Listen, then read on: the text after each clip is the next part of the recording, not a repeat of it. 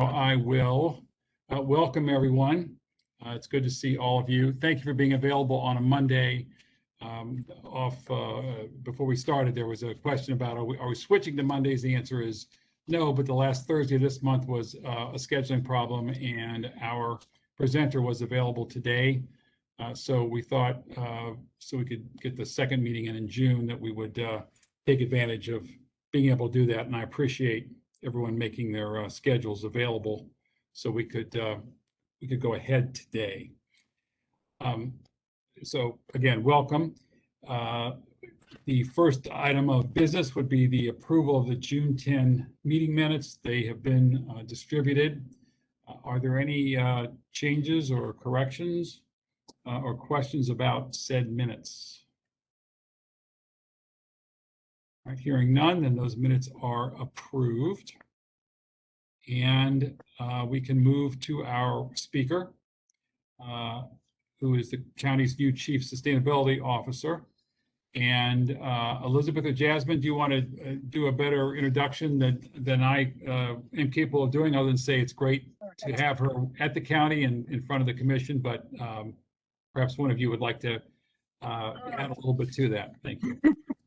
Well, I apologize in advance, Jen, because I didn't prepare a proper bio, but I will preface by saying that Jen has experience in the non-government setting, and I think we'll be able to share with the county and with this group a perspective that we definitely need for our work overall, and particularly for this group. We were able to share with her all of the material, even that which wasn't included in the interim report. So she has had a chance to please read up on all of the ideas that have been generated.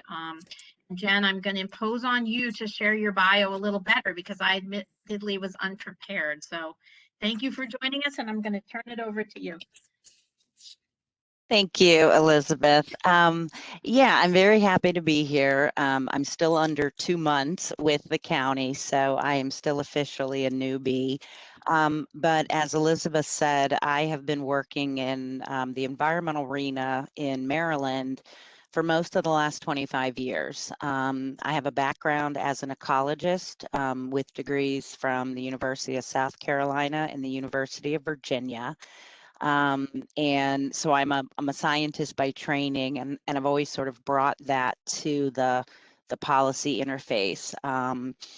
I see Delegate Moorheim here. I don't know if you remember me, but I spent about 12 years working with the Chesapeake Bay Foundation as one of their senior staff scientists to try to work at the intersection of science and policy, with a real focus on, protecting the Chesapeake Bay, but also protecting our environment more broadly. Former Mayor Dixon, my most recent position before coming here was as the executive director of Blue Water Baltimore, which works in both Baltimore City and Baltimore County on issues of water quality, climate resiliency, and community engagement. So broad background. I will say in terms of what I'm looking at and what I'm hoping to do here with the county, we have a greenhouse gas inventory and climate action plan that was developed under my predecessor. I will say that a lot of the actions and the recommendations are really focused on reducing our energy use within the county, finding energy efficiencies in our buildings and our assets, and really leading the way on renewable energy generation. The county has also just recently completed work on a solid waste plan with a series of recommendations sort of rising to the top from this working group. And just Friday morning, I was getting an in-depth tour of the Eastern Sanitary Landfill and our materials recovery facility in the county, because I do believe that waste management, waste diversion, waste reduction, and recycling are all going to be key issues that the county needs to weigh in on. And so as I reviewed the interim report and the additional materials that you all had been considering in the realm of sustainability, I'm happy to say that I think there's a good bit of overlap in some of the things that I've been honing in on, and some of the issues that you all have been raising. And so really, I don't really have much of a presentation today. What I really wanted to do is hear more about the work that you all are doing as a commission.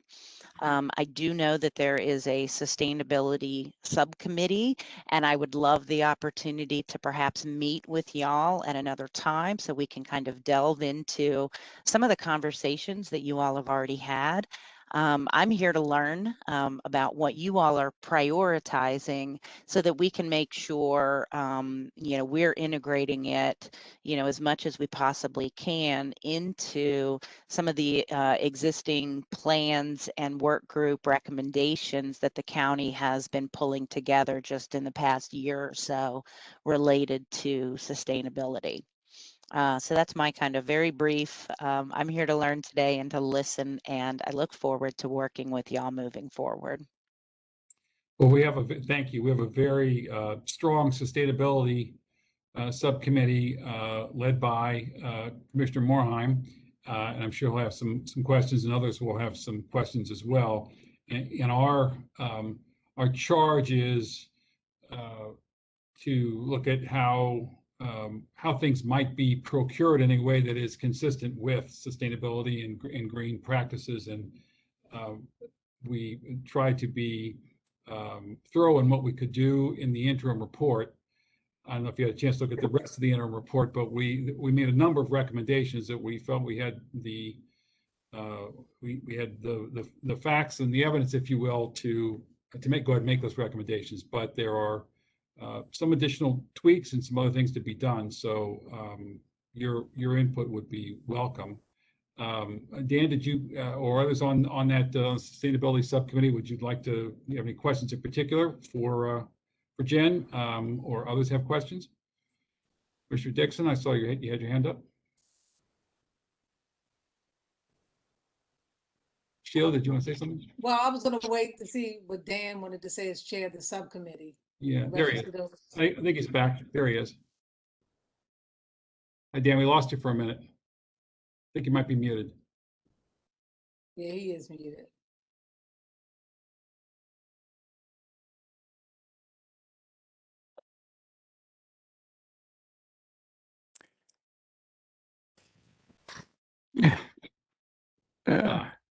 I think we can hear you. Okay, there we go. There you go. Now, the internet's been shaky in the neighborhood lately for some reason, Comcast. So, Jen, thank you for joining Baltimore County. I definitely do remember you from the legislature. So I'm glad you're here. Welcome, congratulations. And I think you've got your hands full.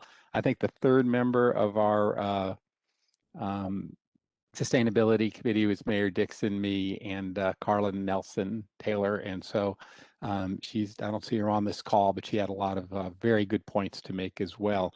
I think the summary from our point of view would be a couple of things. One is just how do we be green in everything? I mean, that goes a little bit beyond just the procurement, but how do we do it from beginning, middle, and end? There is a saying that comes from Bill McDonough, which is regulation is a sign of design failure.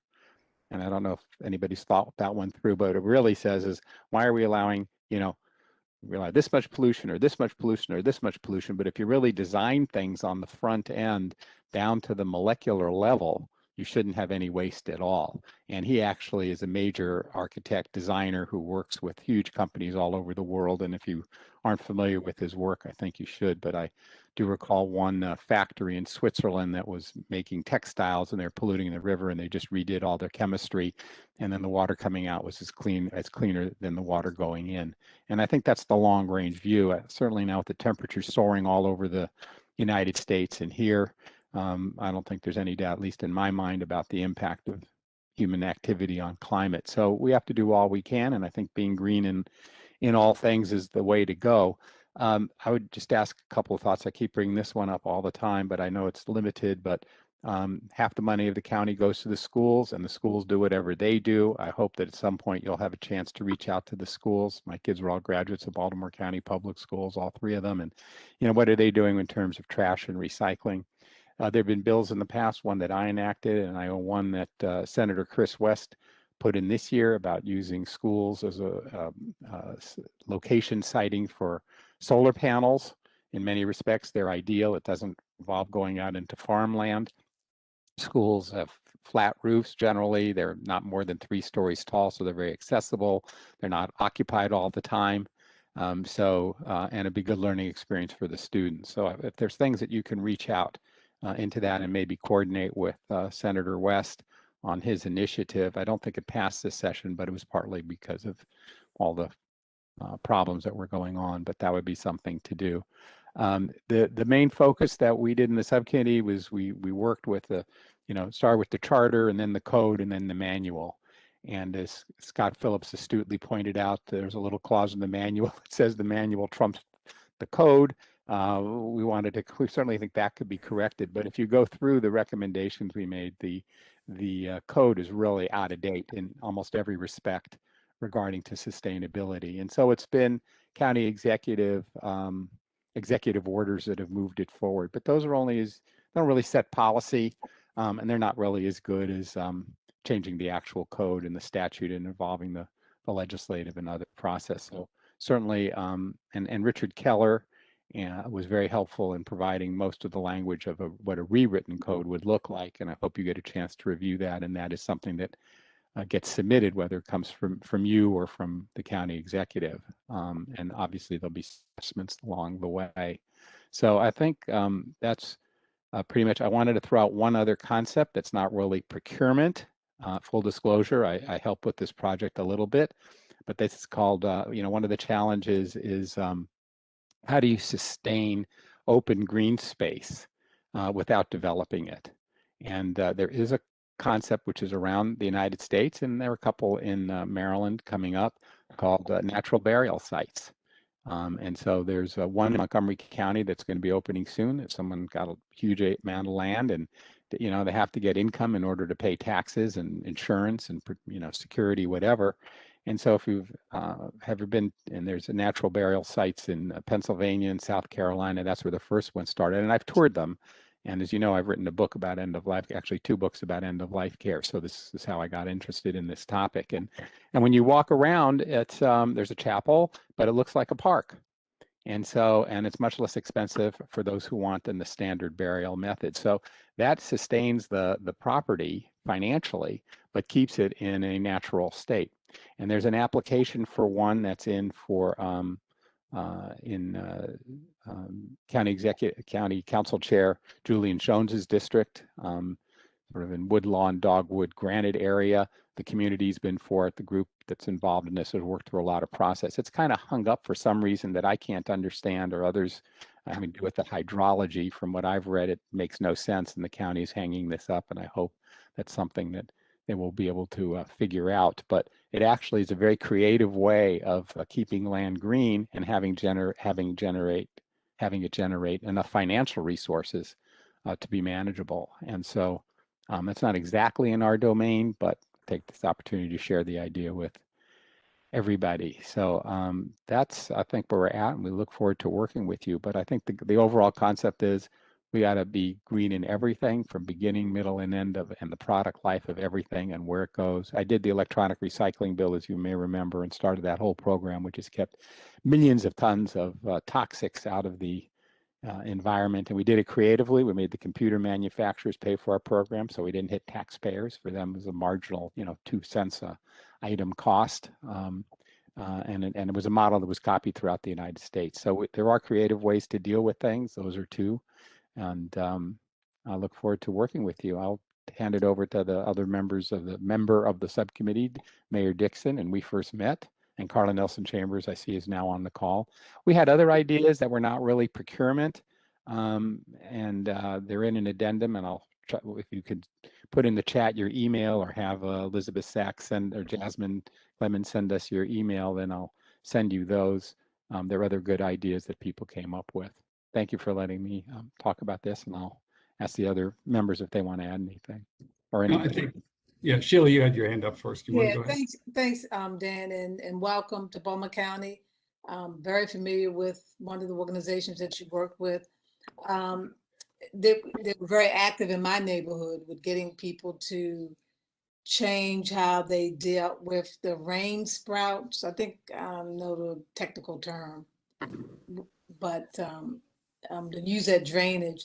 But one of the things that we made a recommendation that I added into the subcommittee was about creating a potential environmental commission. And I know Baltimore County doesn't have commissions like Baltimore City. It's a board made up of community, business, et cetera, that really helps to monitor, come up with concepts, as well as work with the sustainability department. And would love to get your input on what you feel about potentially having that created. Ours was created by legislation at the time on the city council. So that was the only thing I would add.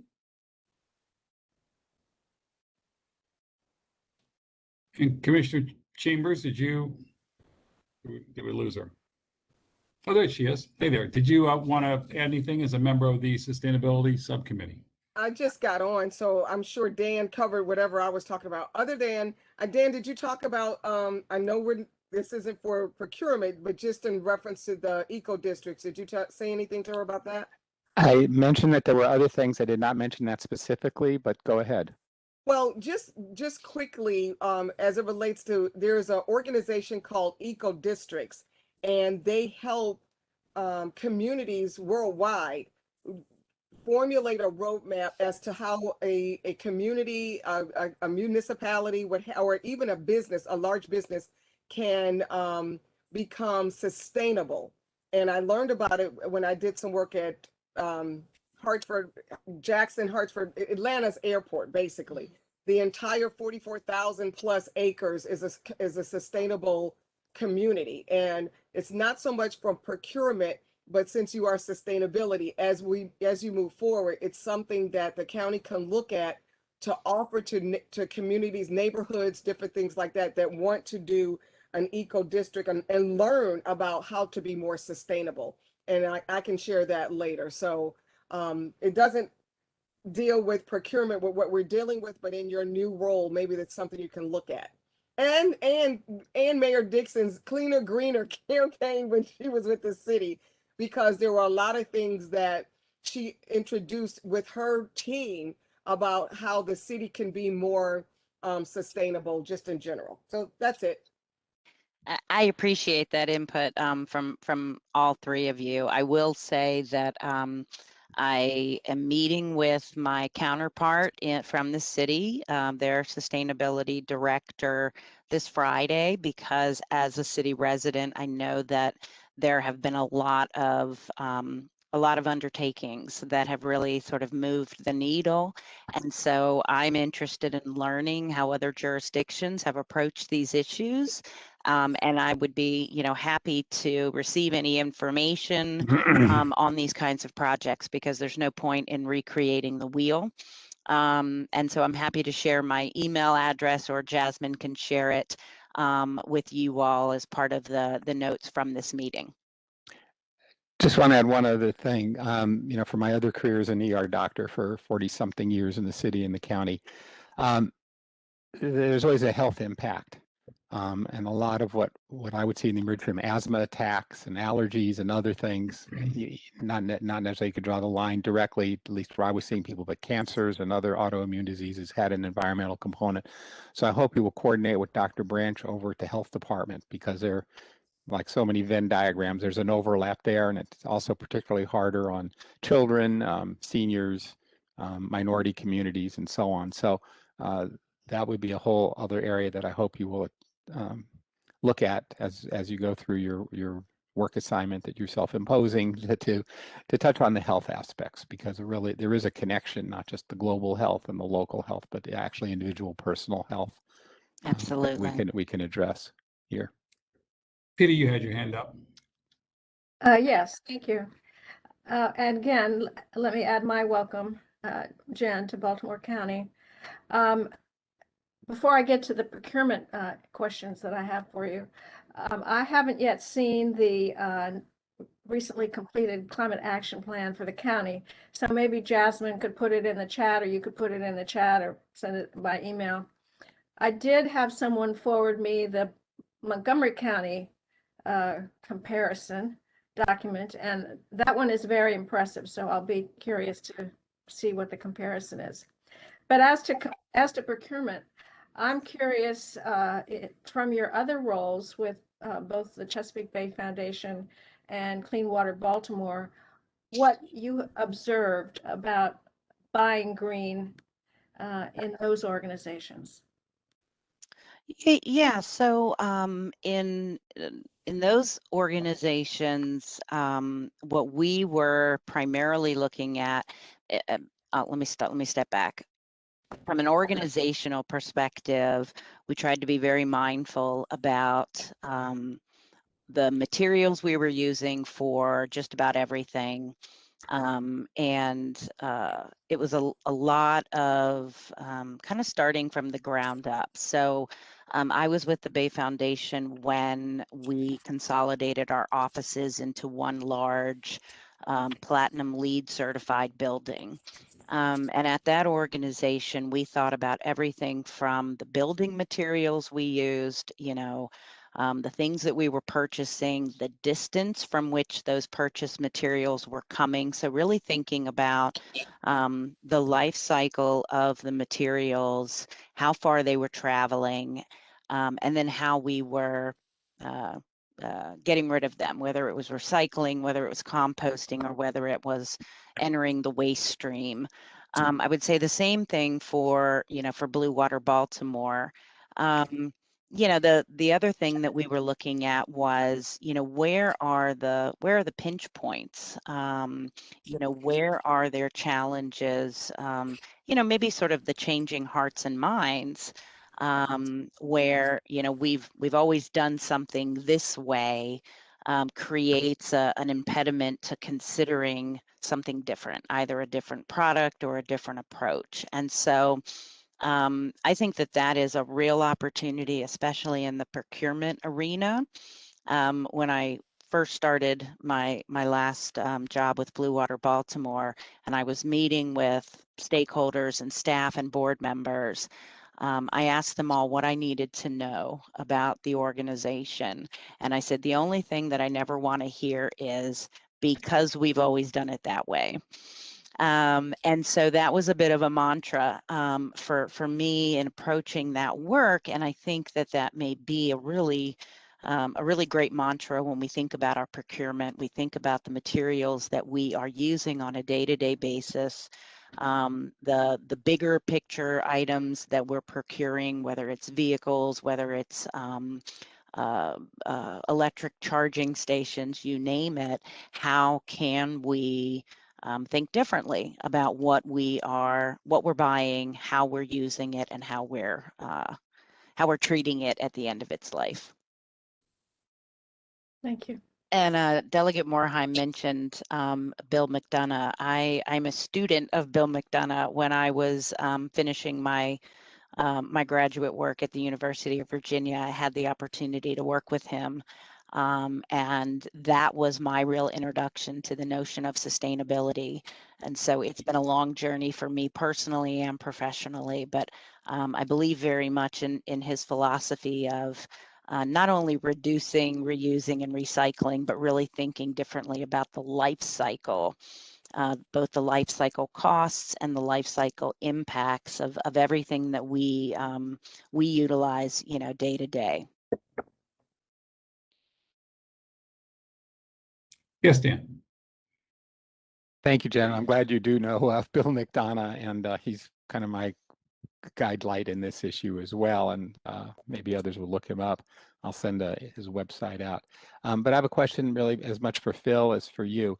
So at the end of the day, this group has to generate a final document, and you have the original work that we did as Carla Nelson Chambers said there were some other things that I will send you once I get your email that really weren't procurement, but we'd like to share them with you. But how do we coordinate Jen's input to our work products so that we have this all meshed by whatever our deadlines are, Phil? So that's really, I'm kind of directing a little bit more to you, but we certainly want to get her input because I don't think, our subcommittee worked hard, but I don't think we did everything we could possibly do. And so her experience here could really help, add some things and maybe delete some and round some rough edges and make it just a better document. So we'd really like to coordinate, I would really like to get your input into our final work product. And I think, how do we do that? yeah, I mean, my thought would be that the subcommittee coordinate It's fine. with Jen to meet on the subcommittee's time and then bring back to the larger group any suggestions or modifications to the recommendations that were made in the interim report.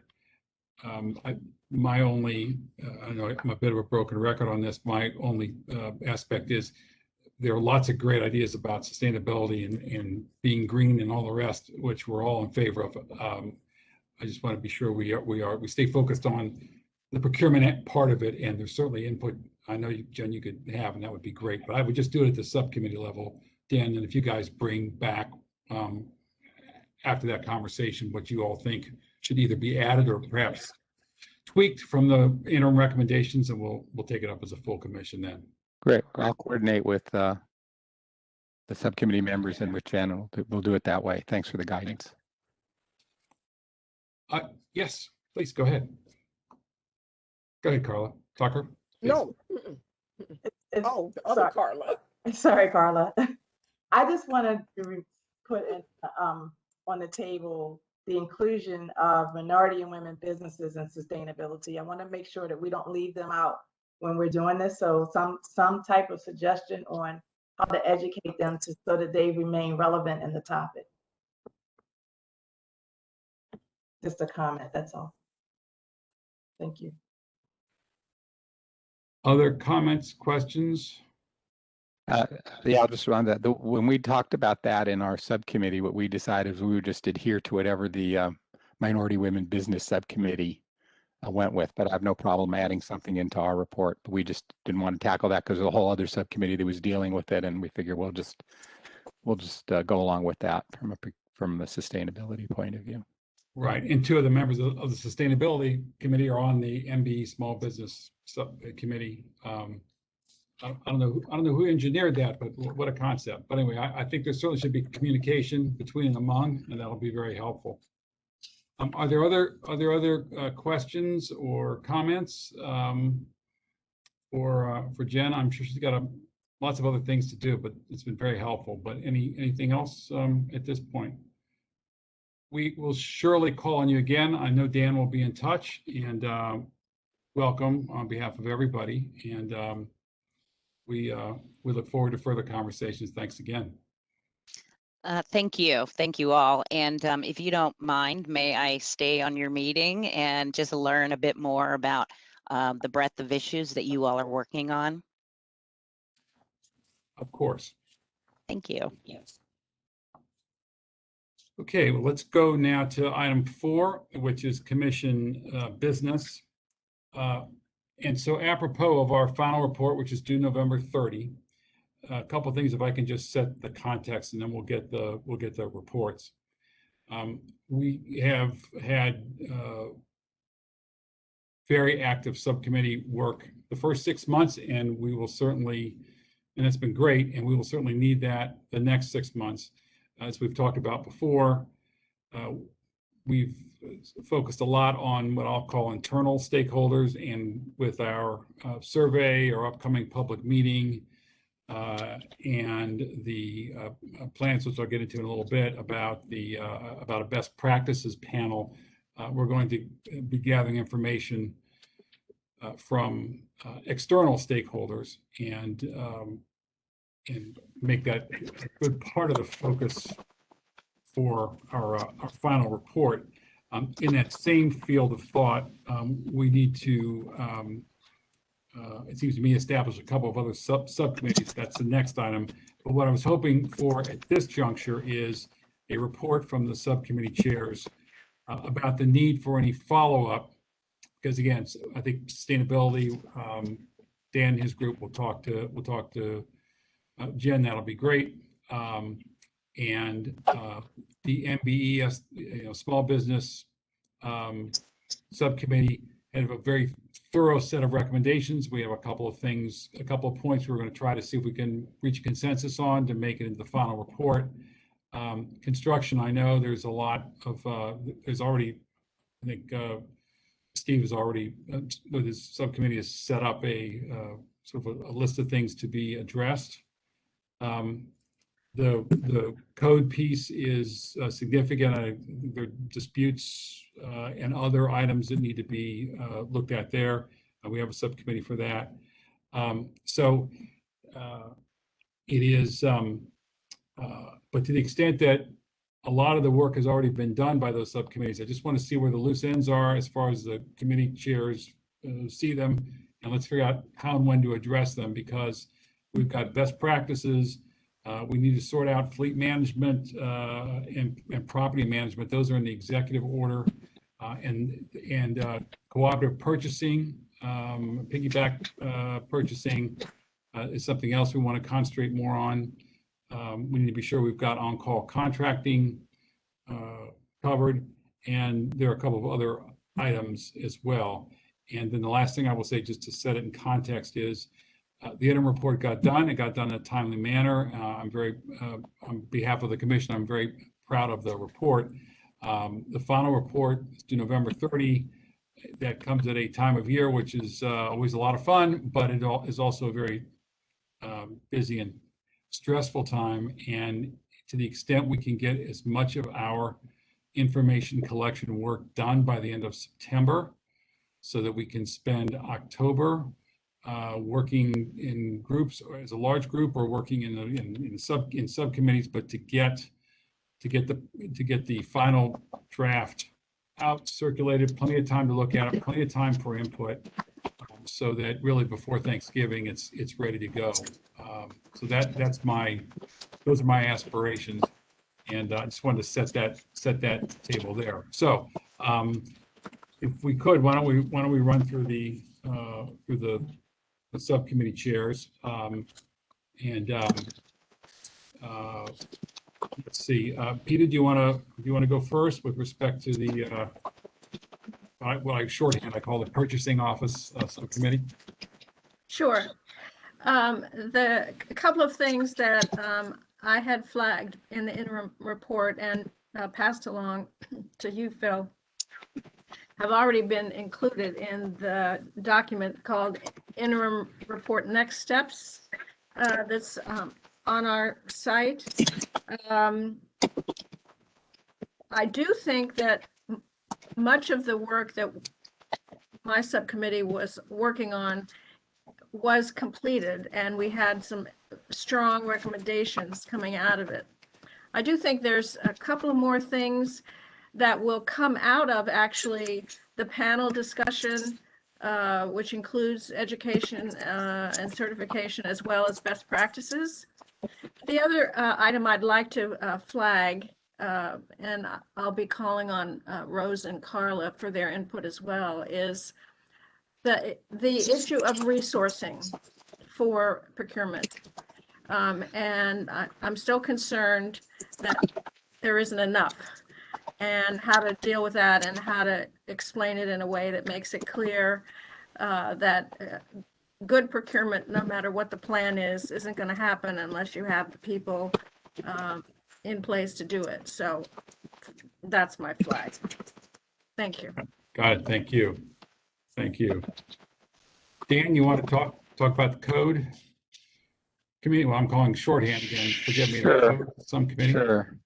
I'm not sure how much more there is to say about the code, because it was such a out-of-date document that really all we could, I think we did a lot to say that it needs, revision from beginning, middle, and end, including all the elements of all the other subcommittees. So I think that's something that probably is beyond my personal workload ability to, rewrite the code. I don't think we can do that, but I think that document needs to be shredded and started over from all the respects that we're going to recommend, plus others. Okay. And so that's about all I have to say, unless some other members have a different perspective at this point. I think Scott Phillips was the other member. I think it was just the two of us, wasn't it, Scott? It was just the two of us. With Phil, 2.5, 2 3/4. Two and 1/10 with Phil, and also I'm not wearing the team green shirt for. I don't know if the green's for Jen because of sustainability, or if that's the maybe all the subcommittees need their own color coded shirts. We should work on that. But in any event, Scott, did you have anything you wanted to add to Dan's comments? No, nothing to add to what Dan has said, and I think the key statement there is it really needs a review, and that goes well beyond I think what we were tasked to do, Phil, quite honestly, but it needs a pretty significant overhaul. Great, thank you. Commissioner Chambers, would you like to give us your thoughts and your subcommittee's thoughts about MBE small business? Most of the things that we discussed were covered. The one piece about that insurance between what Peter said and Steve, and then in talking further with Carla, I found out that just because it was a recommendation didn't mean they were going to go with it. So that's not, we don't even have to, that's a moot point right now. There were some outstanding pieces in reference to one of the questions Scott said was about best practices. What were other jurisdictions doing? And I believe that, and it was one other topic that we had questions about, and that's why we wanted to bring back Ms. Tillman? So I think Dr. Ramsey, I think. Ramsey, thank you. Okay. Mason Tillman. You were close. So anyway, with that, I would like to pass my microphone baton to my sister girl, Carla Tucker, to kind of give us an update on what her office is doing so that we don't cross and make a mess and overstep our bounds. So, Ms. Tucker. But Yes, Ms. Tucker, before you go there, so my understanding is from Elizabeth and Jasmine, there is additional time in Dr. Ramsey's contract to come back and talk to the entire commission, to talk to the subcommittee. If so, I would say to the extent that the subcommittee wants to take advantage of that, the only thing I would ask is if you all could do it on the earlier side of this last 6 months rather than getting towards the end, just so we have the information. And if Dr. Ramsey needs to come back and get something else, bring further information, or the subcommittee says, you know what, the entire commission ought to hear about this, then we can accommodate her schedule. So thank you. And the caveat is what Ms. Tucker is going to talk about. Okay. Sorry for the interruption. Please go ahead. No worries. Thank you, Carla. Thank you, Commissioner and Chairman. One of the things that I had shared with Carla is that we're having an event next month in July. And as part of the event, we are going to be announcing some of the things that the county is going to move forward with from the disparity study.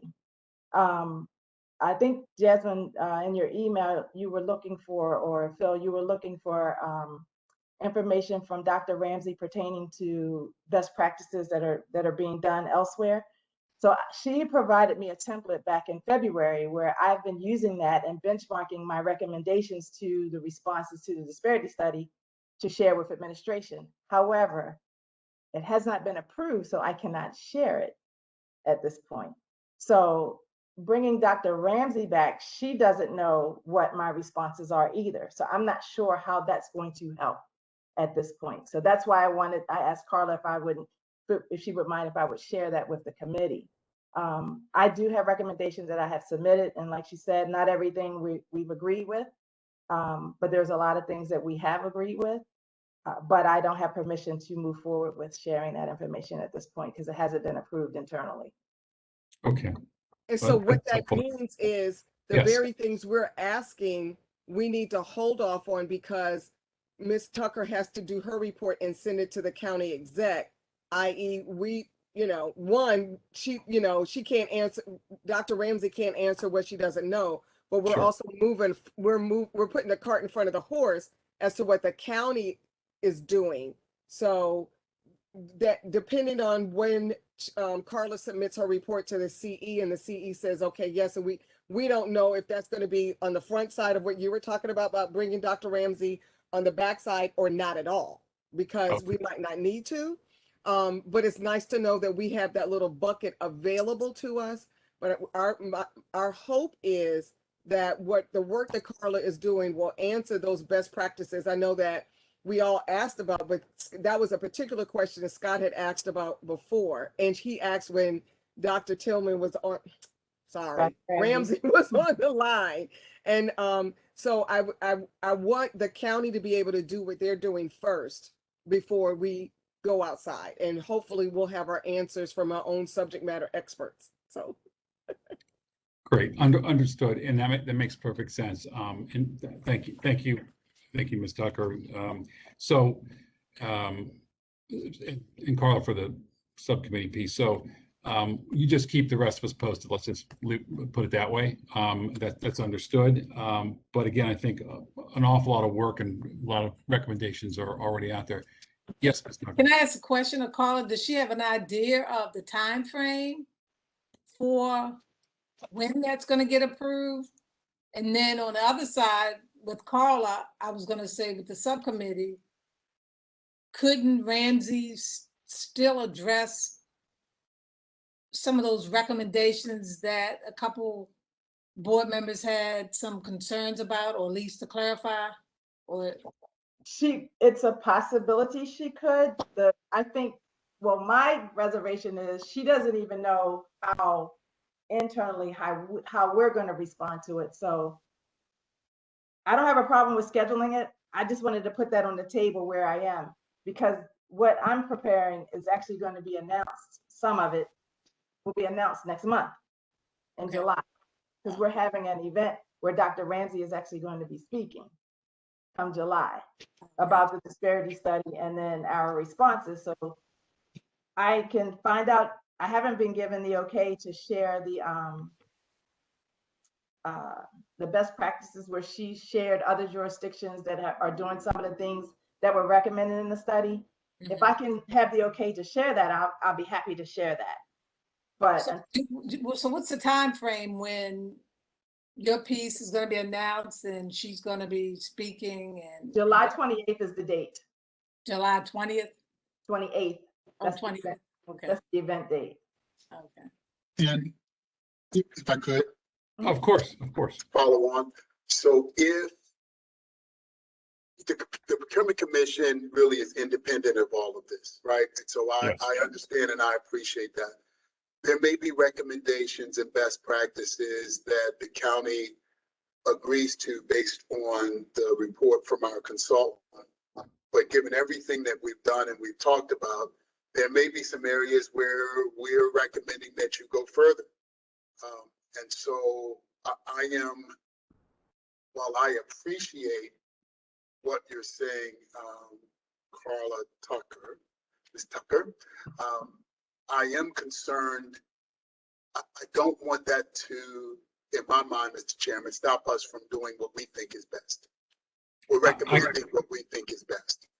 I completely agree with that. And to me, it's just a question of if something's about to be announced that will not make it necessary for us to go down some path we haven't already, that's fine. But no, I'm completely with you, Scott. We are independent. We're supposed to look at all matters involving procurement. We've got the executive order, and we should make the recommendations we feel are appropriate to address the issues we see and involving procurement in all facets in Baltimore County, and that's what we will do.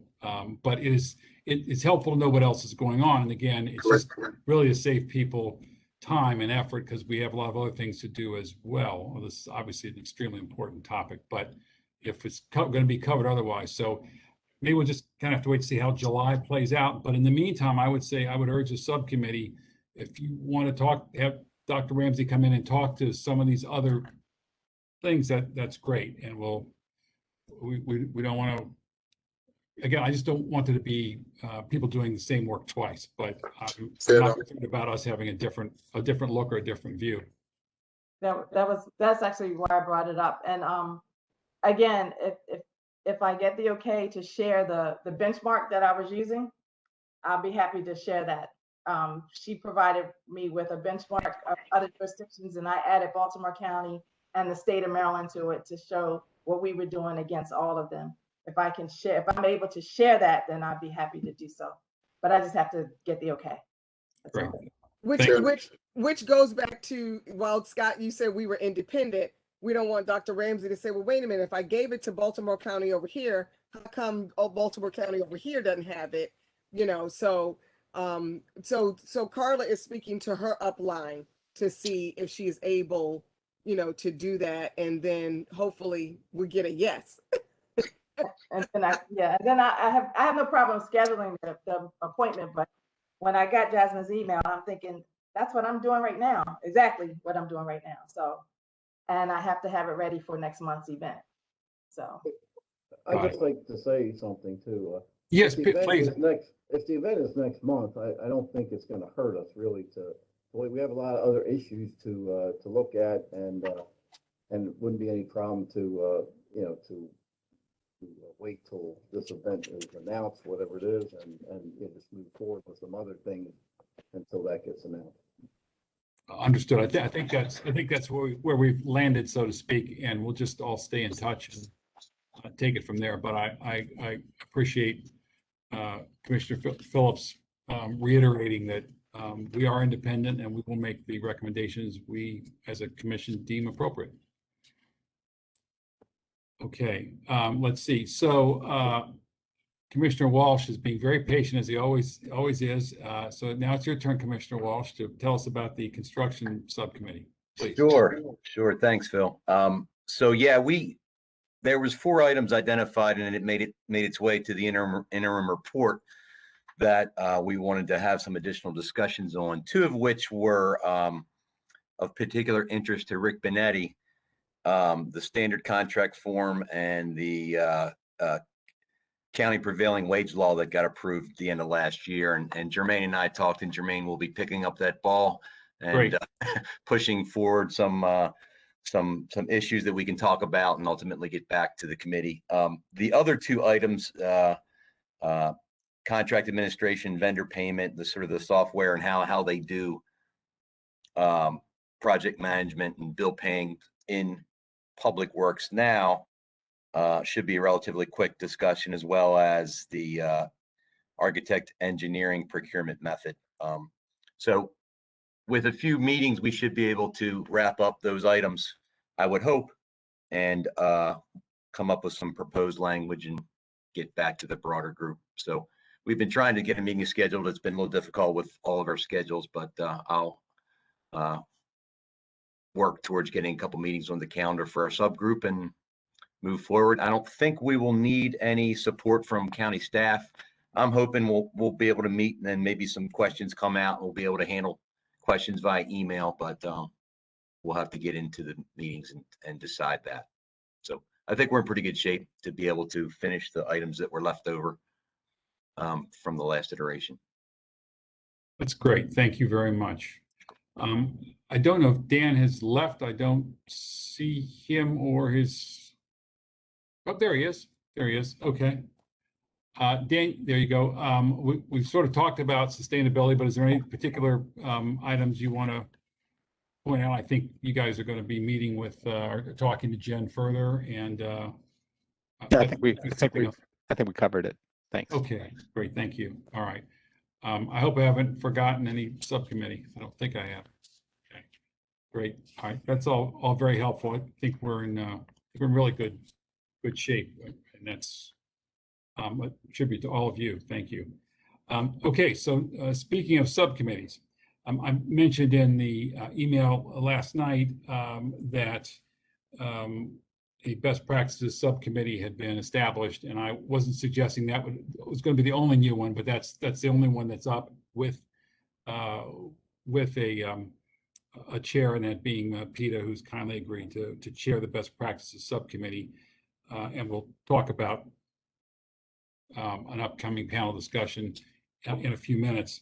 In terms of other subcommittees, Dan had suggested a cooperative purchasing piggyback arrangement, procurement type of subcommittee. I think that would be helpful. If you should know what others think, and then if so, we can appoint a chair and see if we can get some volunteers. I'd also like to get some volunteers for the best practice subcommittee. But before we start taking volunteers, why don't we see if there are any other subcommittees? The only other one that occurs to me, and as you all have learned over these months, I do not have all the knowledge I should have, so I'm sure I'm forgetting something. But I do note that the executive order talks about fleet management, property management. I also know that the efficiency assessment that is occurring now, and that will be issuing its final report in July, is addressing some of that. I think Elizabeth had to go to another meeting. I might be able to get her back. Maybe Jasmine knows something more about that. So,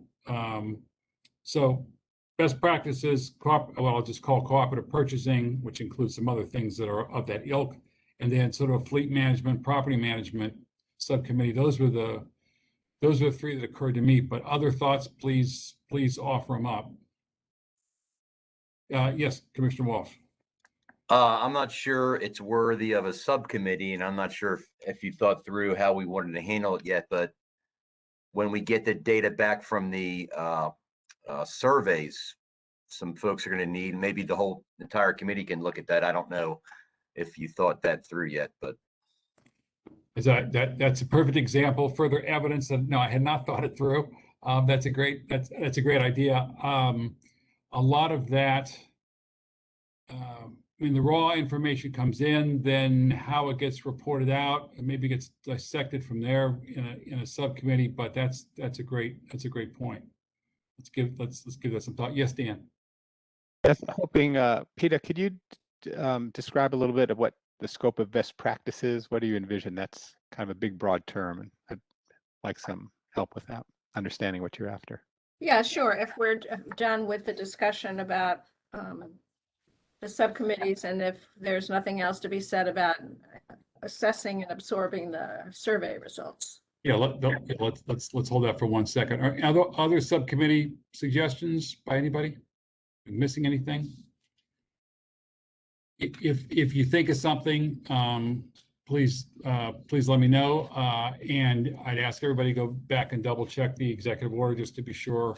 I'd hate to handle in a final report and the county executive point out something that we didn't address. I think we have it. So if there aren't any, then what I see at the moment is we've got best practices. Again, I'm just going to call it cooperative purchasing, and the fleet and property management, with a note to, and I'd really like to get some information from Elizabeth on the initial data review, because I think that's a great idea, and that may be able to be done by staff. Yes, Sheila, did you have a suggestion? Just clarity. For some reason, early on in our first meetings with staff for Baltimore County, Yes.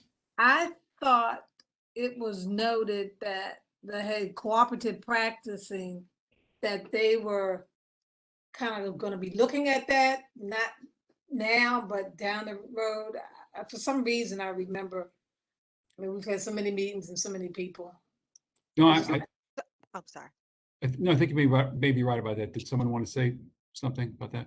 I don't know if one of the staff persons on there. Yeah, and I'm not sure, Mayor Dixon, correct me if I'm wrong, but I do remember us talking about cooperative procurements in the early on stage, and we had mentioned that Baltimore County is a member of the Baltimore Metropolitan Council. Actually, one of the leading agencies is we lead a lot of the cooperative agreements associated with that organization. Hope that answered your question. I think that's what you're referring to. Well, it's just that, because I know, because Baltimore cities and other counties, surrounding counties are too. But I think, I'm not sure where Dan was going with this, if that's already in existence. Because I know Bowman City is a part of it as well. And There are things, I'm sorry, someone else go no, ahead. no, go ahead, Dan. I Sorry. think I mentioned that. So yeah, I think that is part of the puzzle, but there's a lot more to it than that. Okay. So I think it's worthy of a broader look. It's good that the county is part of a purchasing group here, but there's a lot more to be analyzed about that. And there's kind of a water balloon on this one too. If you get too involved, I saw this at the state level with some of the big buying consortiums, there's a tendency for procurement officers to kind of renew those, and then it has a tendency to not let locals bid. There were quite a few times where some local or Maryland businesses that we never get a chance to bid now because you're always buying with some national consortium.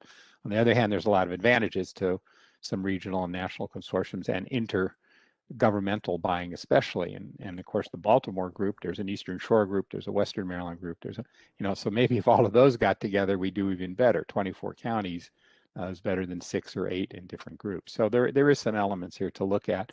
And we can also talk to the Maryland Association of Counties about that last point. Yeah, you're absolutely right, Dan. The screening aspect, like anything else, when we talked about our 5 basic areas of procurement, one of the things is what's the procurement method going to be? Will it be competitive sealed proposals? Will it be invitations for bids? Will it be something else? Will it be a P card purchase?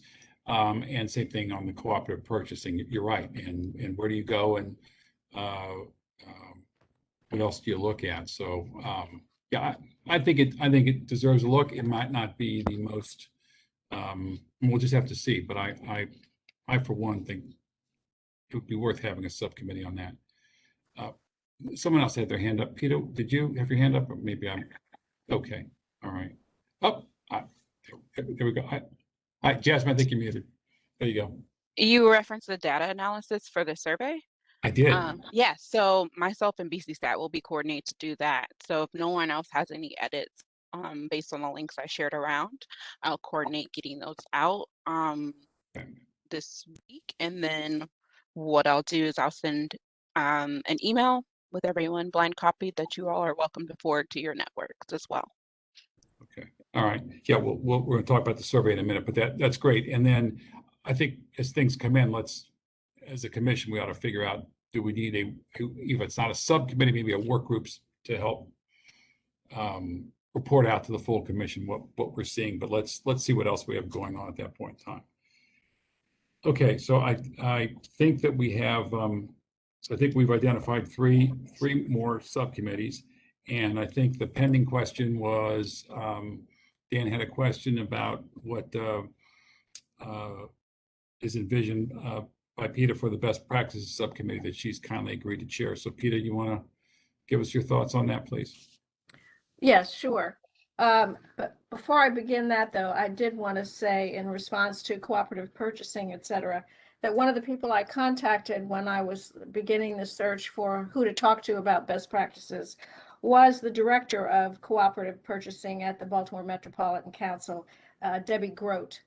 And I gather from her resume and her certifications that she's extremely knowledgeable. And of course, she deals with all of the metropolitan jurisdictions. So if anybody wants to talk with her about what we could do better, more, whatever, I have the contact information.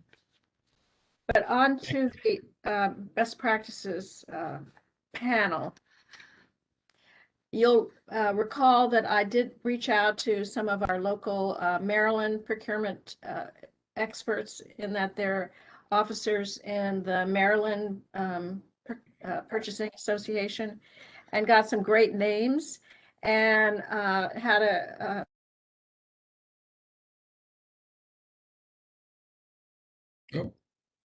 Nope, you're muted, Peter.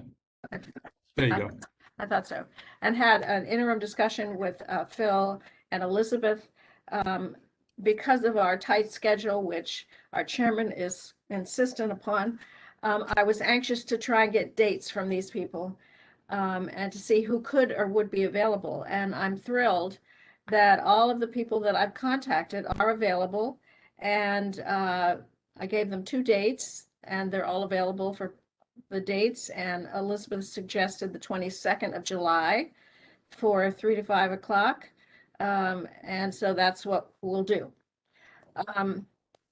Let me tell you the people that I have spoken with about joining us as panelists. First was Rick Grimm, who is the CEO of the National Institute of Government Purchasing, also known as NIGP. And he was highly recommended by everyone that I spoke with. I've spoken with him. He's very much looking forward to joining us. Let me finish it with the names and then I'll give you what I think is a basic outline for the panel, but I'm anxious for your input as well.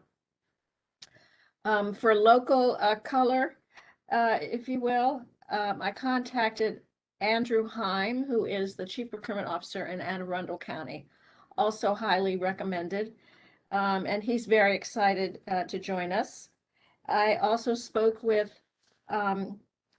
Kathy Muse, who is the Director of the Fairfax County Procurement and Materials Management Department, and she's also very positive. My actual conversation about some more details is going to happen after this meeting. And then finally, I also contacted the woman who heads up the state training and certification program. You may or may not recall that Maryland has stood up its own certification process for procurement officers. Partly driven, I'm sure, out of their re-centralizing procurement for the state of Maryland. It looks to be a very strong, rigorous program.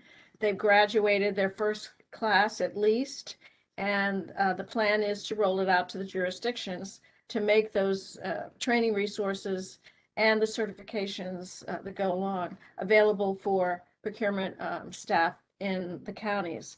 And so Dr. Victoria Steger, excuse me, again, is very excited to join us and interested to learn what's going on in Baltimore County and how her program can help us towards improving the certification and the professionalism of procurement in Baltimore County.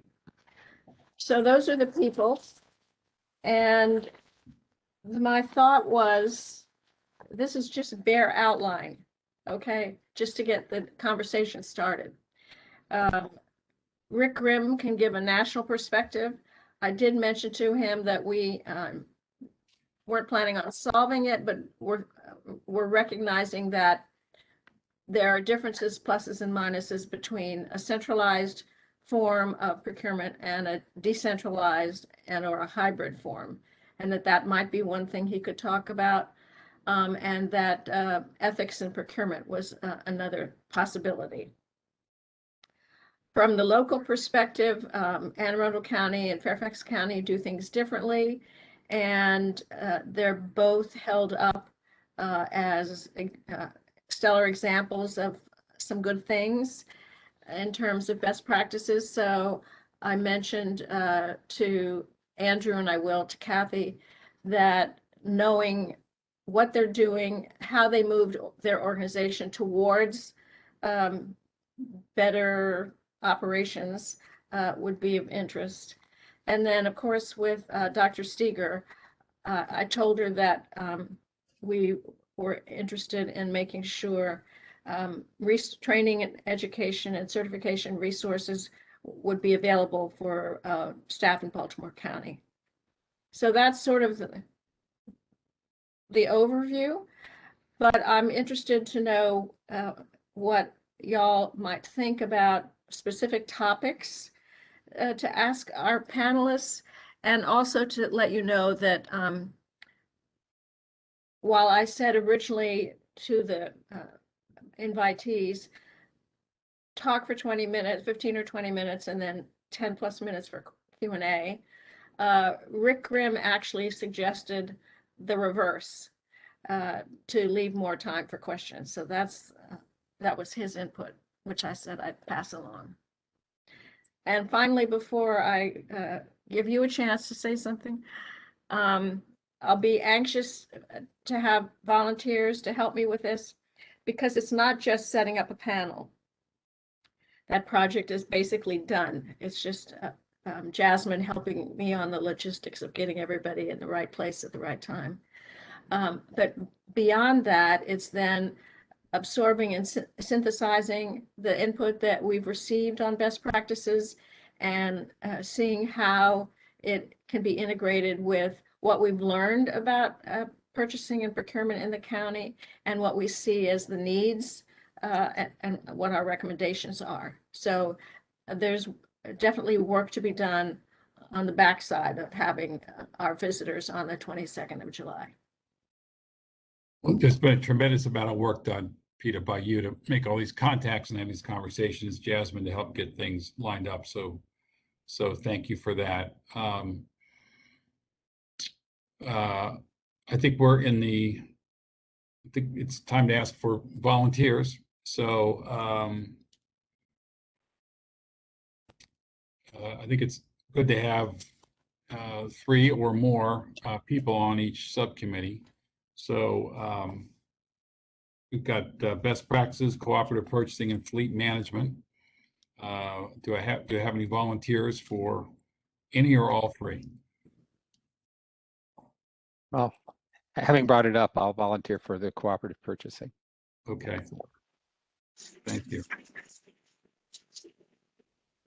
Others? So I'll work with Peter on specifically on best practices. That's an area of interest. Great. Thank you, Scott. Others? Yeah, I will do the best practice. Okay. Great. If I may, I also will be in touch with Carla Tucker and Rose to get input from them as well. And because one of the things I will ask everyone to do before our panel meets is to work on questions ahead of time so that we have some things to talk about with our guests. And the input from the people who are on the ground and doing the work in Baltimore County will be, very helpful to the rest of us. That's great. Thank you. We have 3 people on best practices, and we may add to that. But let's talk for a second about cooperative purchasing. Dan, thank you for volunteering. Others on cooperative purchasing?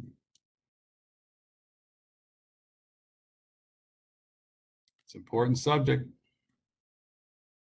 Chairman might have to draft to twist arms offline. Nobody wants that. Okay, it's in the executive order. I can do it. Can I sweeten the pot and say I'll take people out to lunch or something once, Can you give me just a little, is the cooperative agreements, is that somewhat the same as the piggyback?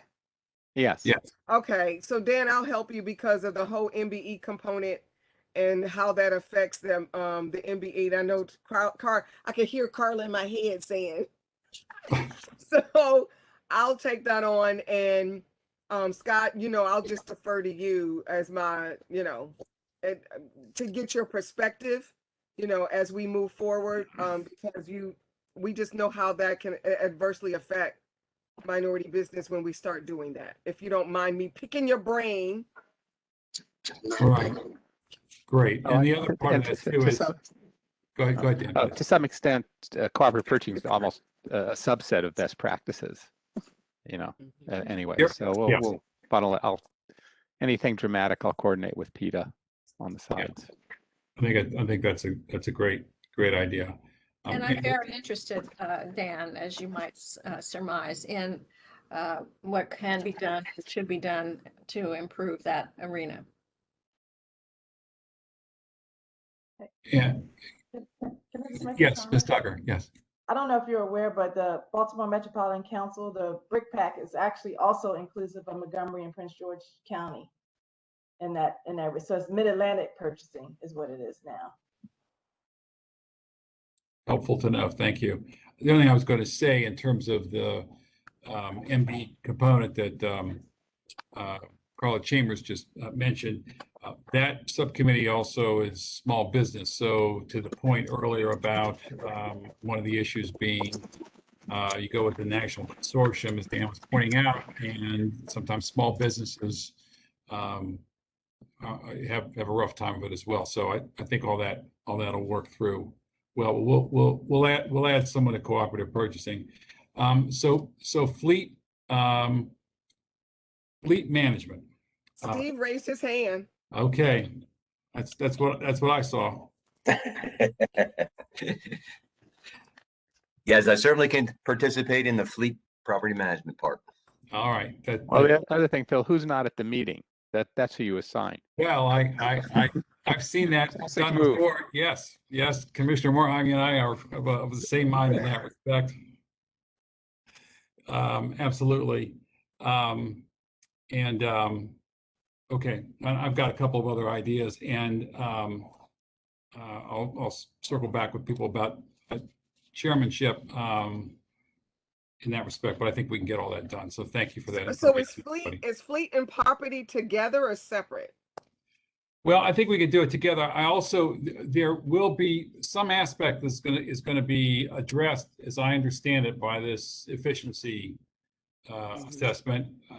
Apropos of Commissioner Phillips' comments about, we're independent, we'll do what we think is appropriate. Again, I don't want to replow ground somebody else has done, but on the other hand, I want to be sure that it is, and I'm not casting aspersions at all, but I just want to be sure it's consistent with how we want to do it. Yes, Ms. Tucker, you're going to save me from saying something I shouldn't. Go ahead, please.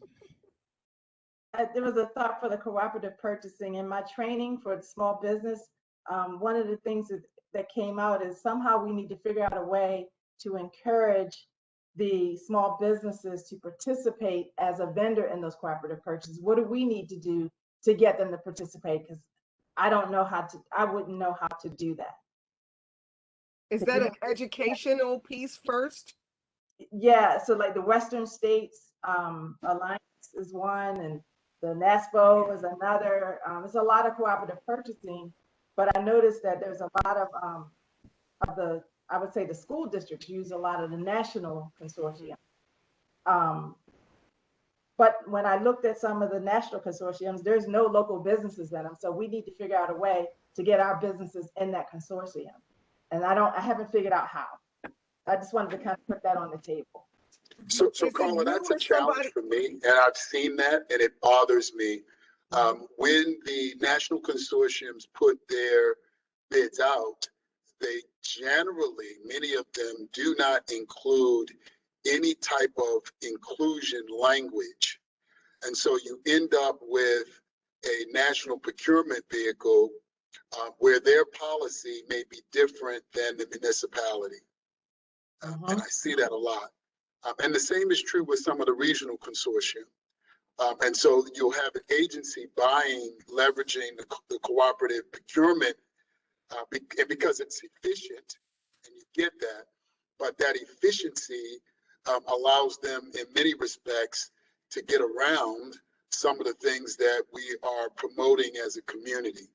And so that becomes a challenge. And then it is on the municipality, is on the government entity to say, yes, we'll use the cooperative agreement, but we're going to, whoever wins, we're going to say to them, they have to then comply with. That doesn't always work so well.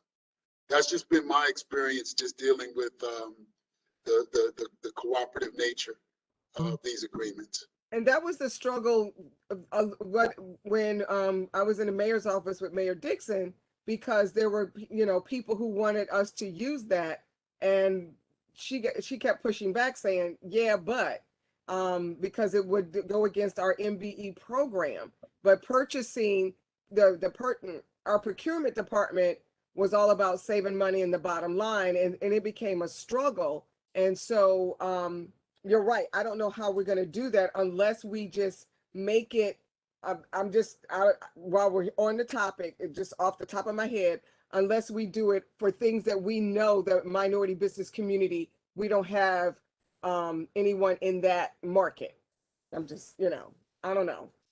And I know that that can be a slippery slope too. I'm just trying to, I don't know. Dan, But you go down the path, I definitely don't want to go down, but okay. Right. As the out, it's like a waiver, right? I know. So, Dan, is there a way that we could require the consortium to be registered in our state? Well, this is in effect what I brought up at the very beginning when I started talking about the consortium. If you remember back to my initial comment, that there's a tendency for the nationals to leave out the local, and I didn't go into more depth, but I could have said many of the things that were just said. Yeah, I think that's one of the things that we ought to be discussing, and that also we change the policy of the national consortium so that they have standards, and I don't know if they do or don't, for minority women business enterprise. I'd like to think that they do, but I don't actually know that for a fact. And I would certainly ask that question of Debbie Grote and how they manage that for their group. So I think those are all very fair questions, and those are among the ones we'd want to explore. The one you've heard me harp about has no such issue, which is the county ought to be buying its health insurance, piggybacking on the state, and that one just befuddles me that after 2 years, they still haven't even explored that possibility. So there are some piggybacking where this issue doesn't even arise. But I think all the other points are really good, and I think they're worthy of one of the discussions. And that's why I hope Scott, because we work so well on the code revision, would join the cooperative purchasing subgroup, maybe. Yeah, I would hope that too. Come on, Scott. You got me via Carla. All right, now this is getting complicated now. All right. He's mine. He's mine. All right. We'll get some other volunteers. They don't know they're going to volunteer yet, but they will. Let's move to item 4C. And some of this has been covered a little bit. This is what I've just called external stakeholder information resources. So the public comment meeting, procurement survey, best practices panel. Let me take those backwards because Peter's given and anything else you want to say about the panel, Peter, but Peter's, I think, given a very good summary of that. That will be our second meeting in July, which will be July 22nd. I think that's a date and everybody's available, and that we've talked to Elizabeth, that sort of works best for everyone. So it will be that date. Is there anything else we need to say about the panel at this point, Peter? We covered. Good. Okay. Thank you. I'm going backwards order. Apologies. The procurement survey. Jasmine, do you want to give us an update on the survey? I know there's an internal and an external survey. Yes. So the internal survey went out as part of that larger internal survey done by the efficiency assessment. The folks running that. So I believe that went out at the end of last week. I shared with everyone the just went blank survey monkey test links for the external one. If everything looks fine, no one has any edits, I will get that going, and we are good to go on both of those ends. Okay, I think on any edits, because we've looked at them a couple of times, I think if there aren't any edits between now and tomorrow at noon, it's got to go. We got to get that out there. We need to collect that information if everybody's comfortable with that sort of time frame, because we have looked at that. And then Jasmine, you mentioned before, and forgive me if I'm asking you to repeat yourself, but part of the plan is that do you want the commissioners to submit to you where they want that sent out, or you want the commissioners to send out the survey? I mean, to the groups they want? I just want to, I'd like to be able to say in the final report that, here's what we did to distribute the survey to try to get the broadest possible pool of respondents. And if things are being individually done by commissioners, I want to be sure we keep track of what we're doing. So if you could go over what's being contemplated there in terms of the logistics of getting it out, I'd appreciate it. Yes. So for ease, I'm going to send an email with the active links and the agreed upon language in it, and everyone be CC'd, and you are able to forward to whatever networks you would like. if you could share with me the names of the groups that you shared it with, that would be great. But it'd just be faster if folks reached out, and then probably will respond too, since you already have a relationship with them, and they'll be like, "Who's Jasmine?" So that would be the best way, in my opinion. And then I'll just keep track of the groups that were targeted. Okay, and because we have a couple of commissioners who are not on the, no longer on the call or weren't able to make it today, can you just send an email with the general instructions so we're all reminded what you would like from us, and that way we can try to keep it consistent and going. And when, remind at least me, if you will, the for the internal survey, responses will be, when do we think those responses will be available for what's the right word, data mining? Yeah. So I have to coordinate with Elizabeth on that, because we are relying on the consultant and their labor to do the analyzing for us, but as part of their larger survey analyzing. So I believe that one was only going to be open about a week. So hopefully it's a fairly quick turnaround for them. Okay, well, maybe we'll know better by July 8th. And then this external survey, what kind of response time are we allowing, and where do we think we are going to be timing wise on that? The survey will be open a week, and then as soon as we close it, I will get to work and pull in BC stat as needed to analyze. Okay. Anybody have any other questions on the survey piece at this point? Are we concerned that a week is too short a time for it to be out? It might seem a little short to me, but that's just my opinion. Well, especially with the holiday. I don't know, holiday and vacation. In summer. Right. Yeah. We can leave it open longer if you'd like. The only concern with leaving it, having a longer window, is that people will delay and then not actually do it. So that's usually why you usually have a short window for surveys. But if everyone would like, we can do it for 2 weeks. I'll defer to you, or I would defer to you if you think that's really the case. You're right. People, if they're going to do it, they're going to do it then, as opposed to waiting. It's a good point. I suppose we can see what kind of response we get, and if we need to double back with somebody, we could. And we can extend it as well if the result, excuse me, if the responses aren't what we would like. Okay, if we go, everybody, if we could do a week, and then we'll see what kind of response we get. Okay, good. All right, thank you. And then on the public comment meeting, and this has to do with meetings generally, I appreciate everybody's comments back to me and conversations I've had about this group meeting in person versus virtual and the like. I think the public comment meeting, if we're going to do it in person, it's not going to be able to happen until after Labor Day.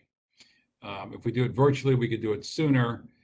We're talking about August, and that's, I'm hoping people will still take vacations in August, and that's another thing we ask people to let us know, again, because lots of people are anxious to get out and get out in the world a little bit about what people's plans are to be away, and there are people who will be away in August. So I think we're probably looking at early September, and I'm not sure the commission really came to a final decision on whether the public meeting ought to be in person or virtual, or have two of them, one virtual, one in person. But it just in terms of timing, it looks to me like it's going to be after Labor Day. Anybody's thoughts?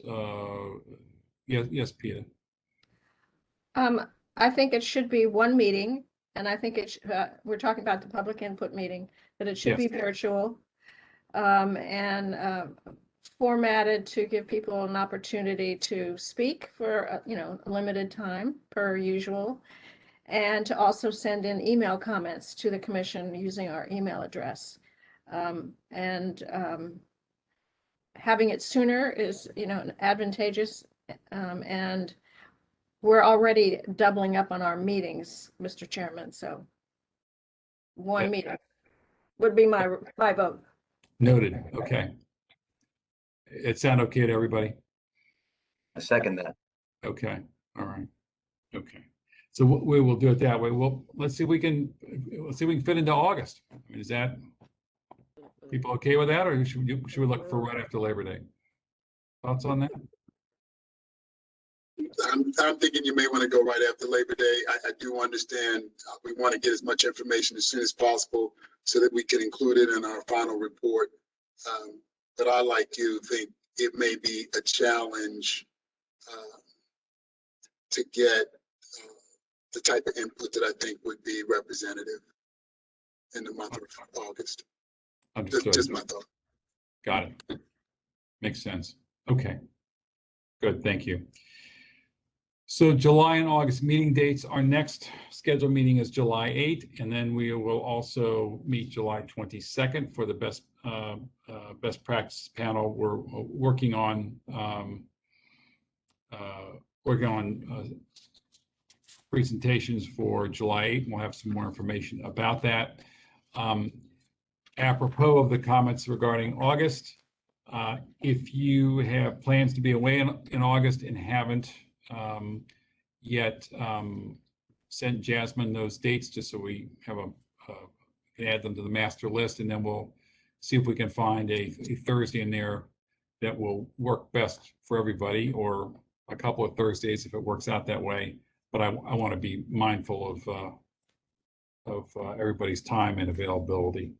And then it sounds like we'll have our first meeting in September. Will be the public input meeting, and we'll have a couple more meetings, and we'll go from there. I would hope that at least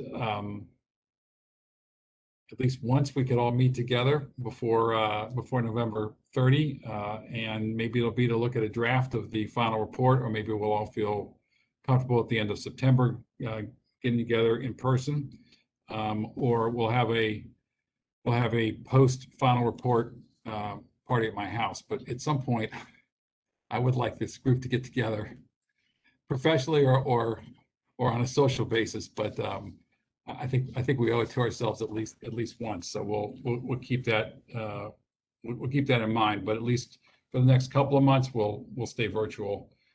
There is a convenience aspect to it, and I do think the work of because of everybody's collegiality and willingness to serve well and thoughtfully.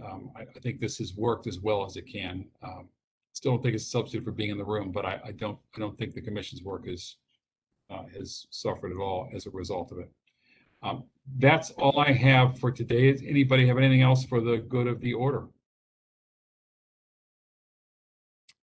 Hearing nothing, it's 4:33, so I'll let people get a little more of their afternoon back. I'll see everybody on July the 8th, and thank you all. We'll get these the subcommittees, new ones, fully populated. I would urge the existing subcommittees to go ahead and move forward, see what we can do to tie up loose ends, particularly if there's somebody you'd like to hear from on July 8th, if there's other information or support you need from the county. If there's something you'd like the other commissioners' input on, now's the perfect time to do that, because it'll be a sprint in September and October, and so let's try to get as much done as we can now.